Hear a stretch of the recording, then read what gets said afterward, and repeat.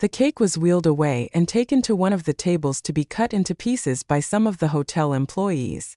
Alex stayed with me, grinning widely from ear to ear. "Are you surprised?" he asked me. That was an easy answer. Yes.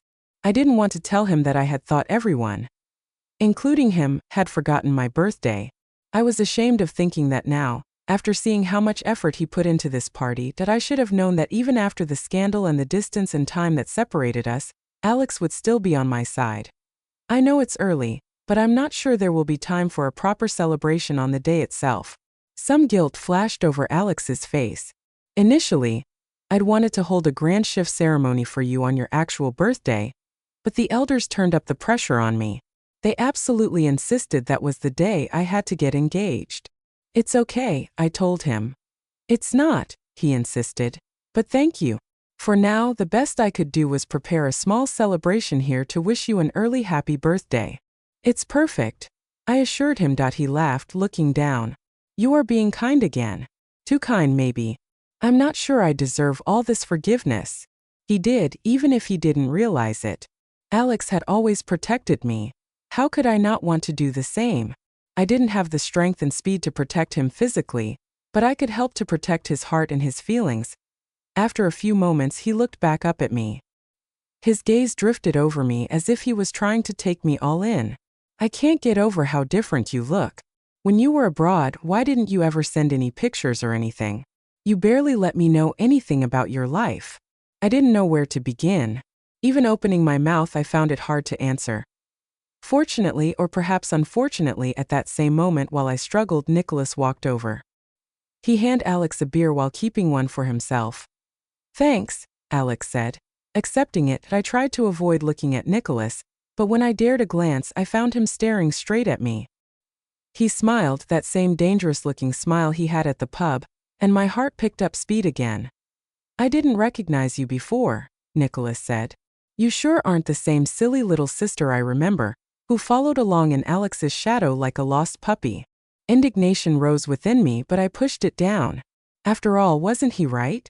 If I was honest with myself, a lot of my youth after Mom remarried was spent following Alex around. He'd been the only person in my new life who had showed me any sort of kindness and acceptance. "You've grown up," Nicholas said with a slightly deeper tone than before. This tone pushed all other thoughts from my mind as he entirely reclaimed my attention. His gaze had shifted too, ever so slightly, as if it was taking on heat. My eyes widened in a mix of my own feelings. Anxiety was in there and surprise, but also something else. Something that felt like my own heat. Alex looked between us both. His brow furrowing, he said, "I feel like you two are hiding something from me." Nicholas immediately glanced away. "Nothing to worry about." Those words stung for reasons I didn't fully understand or want to even consider at all. "Nothing at all," I added, doubling down. Nicholas glared at me for a half-second before looking away again. Alex continued to look between us with suspicion, at least until another friend of his, Edgar, walked over to us, holding his own glass of wine. He was drinking red and it was mostly gone. As a waiter walked by, he waved them down to refill his drink.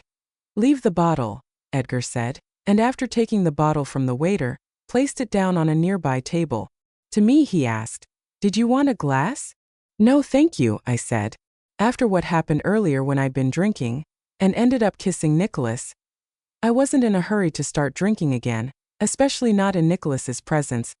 Edgar nodded, though as he did, his gaze slid with interest up and down my body. Unlike with Alex and Nicholas, who had also looked at me, Edgar made me feel like a slab of meat. His gaze caught on my breasts and then on my thighs. "Wow, Holly. You really have changed." He sipped his wine. "You are all grown up. In all the right places." "Back off, Edgar," Alex said, stepping toward him. "Stop eyeing my sister." Edgar scoffed. "You back off, Alex. You're about to get engaged, yet you're stopping your sister from being happy. What, am I not good enough for her?" "You aren't," Alex said openly. "So knock it off." Edgar rolled his eyes as his friend, before slipping his gaze back towards me. "You know, Holly, on your shift day you'll start to detect your fated mate. Are you looking forward to finding them?" Edgar asked. Immediately I thought of Alex and it took everything inside of me to resist looking at him. I couldn't give away my lingering feelings, not with absolutely everyone just waiting for me to screw up. I guess, I said. What do you think they are like? Edgar asked. Handsome I bet. Charming. Probably a wine drinker. He lifted his wine glass. Alex glared at him, while Nicholas seemed utterly bored by this entire exchange. Both Alex and Nicholas were drinking beer. My perfect mate would have Alex's traits. But if I mentioned too many qualities of Alex's, his friends would notice. To throw them off my trail, I needed to describe someone with the exact opposite qualities. I gave myself a moment to think, while everyone waited. Then with a sigh I said, I like guys that are stubborn. Maybe they have a cold shoulder, but over time they might thaw out some for me. Oh, and they have to be domineering. Alex frowned, looking increasingly uncomfortable. Nicholas gave me a flat look. Edgar leaned back and uttered a bellowing laugh, nearly spilling some of his drink in the process. I inched away, not wanting to be caught in the splash zone. Stubborn, cold, and domineering? Edgar said through his laughs. Doesn't that sound exactly like our popular Nicholas here? Everyone, including me, looked at Nicholas that I felt very cold all over. I hadn't meant to describe him, but what could I say now to undo it? Nicholas swirled his beer around in the bottle and smiled again. Looking right at me, he said, I don't like kissing girls who are bad at it. Edgar glanced between Nicholas and me, confused but very curious. Meanwhile, Alex was totally stunned.